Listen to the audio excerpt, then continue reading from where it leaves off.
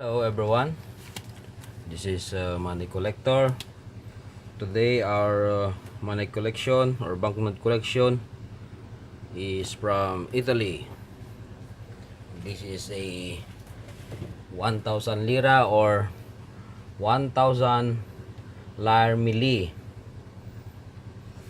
This is from Italy, and we have here a 4 pieces of this banknote, and this is already a demonetized banknote because on 2012 or 2002, I think, no, 2012 they joined the European Union.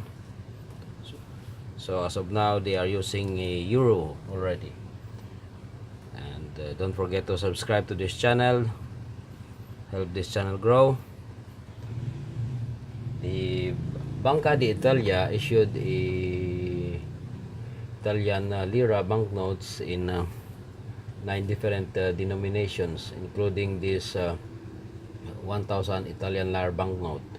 This is a Maria Montessori 1,000 lire. They are part of the Italian lira banknote series. The Banca d'Italia started issuing the 1,000 lira on the 1990. They were withdrawn from the circulation on year 2002. The note of the lire milli or lire mill, and this portrays the image of Maria Montessori. This is a Italian physician and pedagogue. I don't know what is the meaning of the pedagogue. On the back side of the Italian lire are these children on the classroom.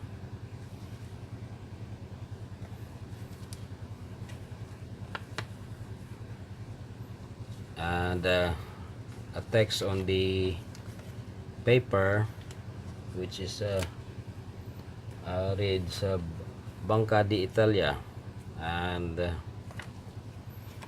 this is Banca d'Italia, and here there is a text: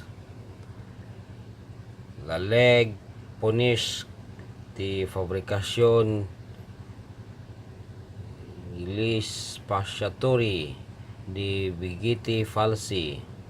So very small text here, and the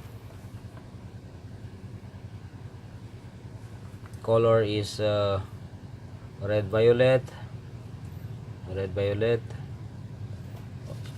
Same here, this is a red violet color, and a watermark here. There is a watermark of Maria Montessori,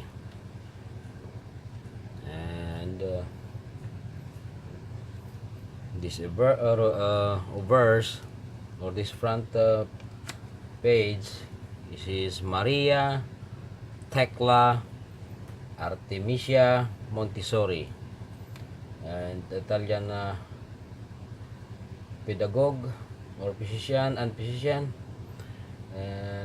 she was born on August 31, 1870, and passed on May 6, 1952. She is an Italian physician and educator, and best known for the philosophy of education.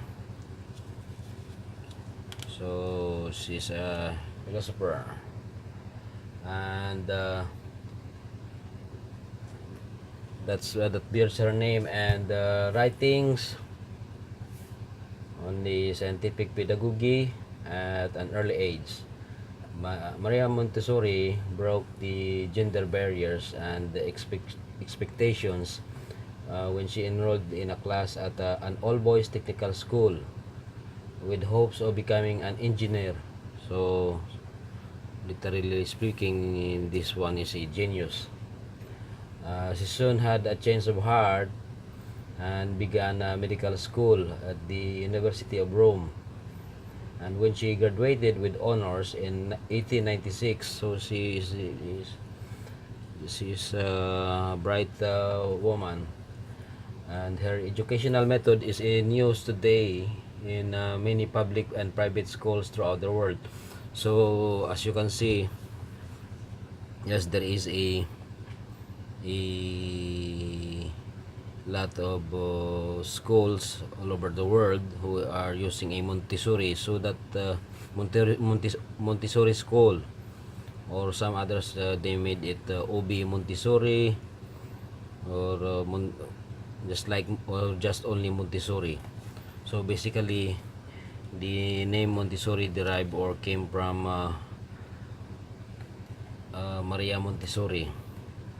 So those Montessori school named after her. The reverse, this one, the reverse side is the Montessori method of education, developed by Maria Montessori. It's a child-centered education approach. Yes. Who will gonna go to school at the age of 100? So everyone goes to school at the young age. And Montessori Montessori's method has been used for a more than 100 years. So if she died in 1952 or 1852, yes, it's already 100 years. So the knowledge and capable of initiating learning is in a supportive, thoughtfully prepared, and learning environment, and it attempts to develop children physically, socially, emotionally, and cognitively. The Italian lira was the currency of Italy between 1861 and 2002. And also with the Albanian Kingdom between the 1941 and 1943. So this is a wartime money. And between 1999 and 2002, the Italian lira was a official national subunit of the euro. However, cash payments could be made in lira only. Euro coins or notes were not yet available during 2002. Mostly they were used outside Italy, just like in Germany and other near countries. And the lira was also the currency of the Napoleonic Kingdom of Italy between 1807 and 1814. The term lira or lire originates from the value of pound, which is libra or lobes, but in Latin it is libra, a high purity silver, and such is the recognate of the British pound sterling.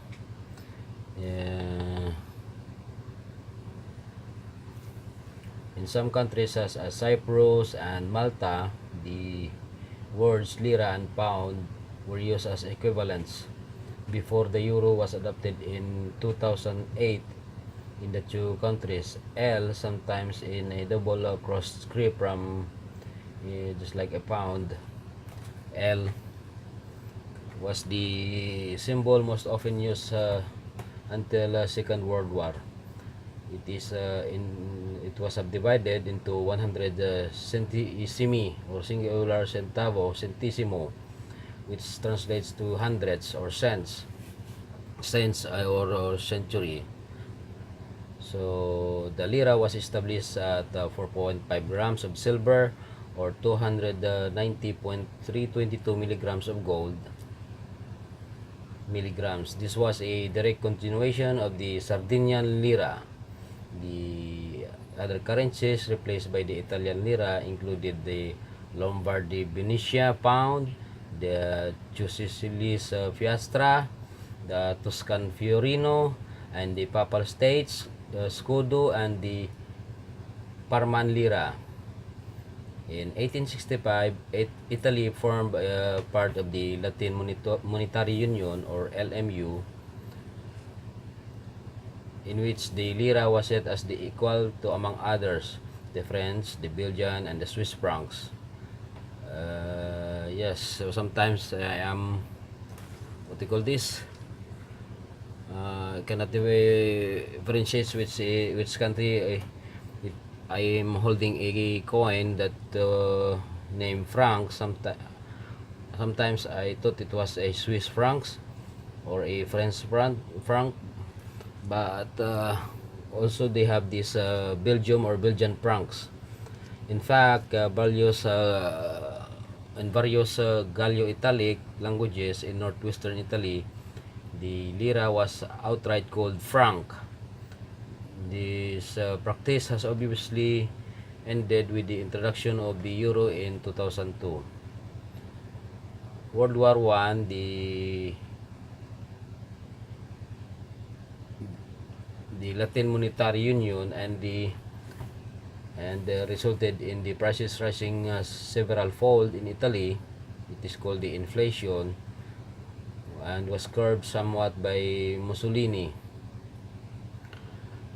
So just like, for example, also on World War II, the Japanese invaded the neighboring countries, Indonesia, everywhere, China, Korea, and Philippines, and Thailand. They took all the gold of those countries during World War II as a plunder, and they transport it to Japan and mold it into a gold bar. And because they robbed those countries, those people has no money, because those times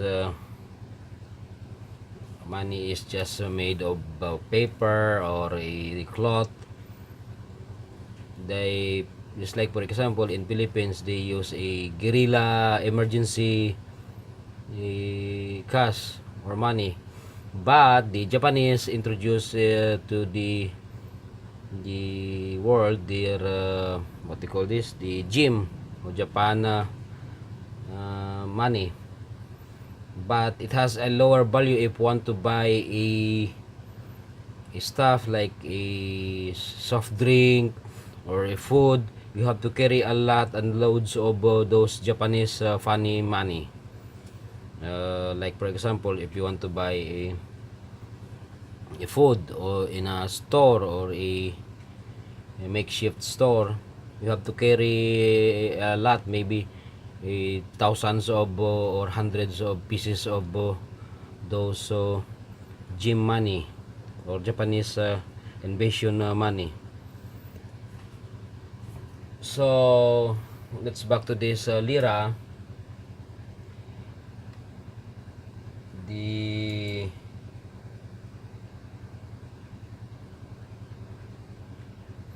Mussolini government, or during that time, on August 18, 1926, before the World War II broke, or World War II started, declared that the exchange rate between the lira and the pound would be 1:90 lira. So 90 lira, 90 lire equals to 1 pound, and the so-called quota 90. Although the free exchange rate had been closer to 140 to 150 lire per pound, and causing a temporary deflation and widespread problems in the real economy. In 1927, the lira was pegged to the US dollar at the rate of $1 is to 19 lire. This rate lasted until 1934, so it has a span of 7 years.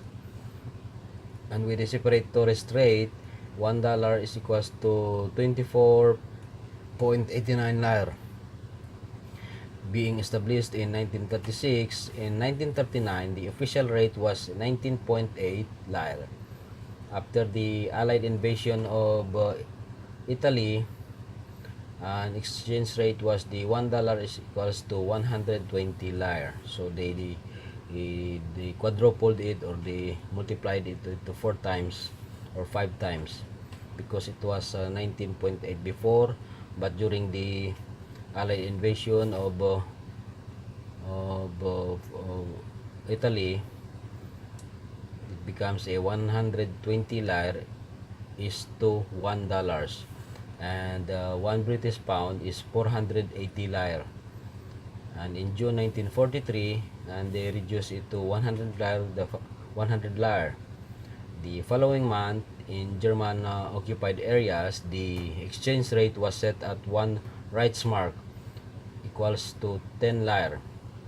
After the war, the value of lira fluctuated, and before Italy set a peg of 575 lire equals to $1. So this is the story of lira or lire or libra. The old lira dominated currency ceased to be legal tender on February 28, 2002. The conversion rate is 1,936 lire to euro. And all lira banknotes in use immediately before the introduction of euro, and all post-World War II coins were exchanged by the Bank of Italy up to until December 6, 2011. And Italy Central Banks pledged to redeem the Italian coins and banknotes until February 2012, but this was brought forward to December 6, 2011. So now we cannot use this on the market. This is a memorabilia or a collector's unit only. So thank you for watching. This is Money Collector. Don't forget to subscribe, comment below, and share it on your social media. And by the way, if you have a spare money, or extra money in your country, I will be glad to accept it as a donation to this channel. Thank you for watching. This is Money Collector. See you on our next video.